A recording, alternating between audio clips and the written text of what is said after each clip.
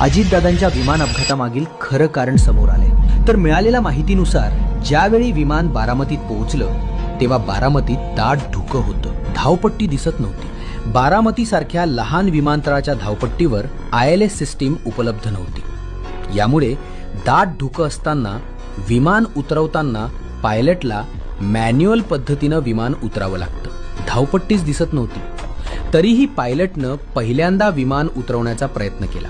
प्रयत्न अयशस्वी झाल्यानंतर हे विमान पुन्हा आकाशात झेपावलं।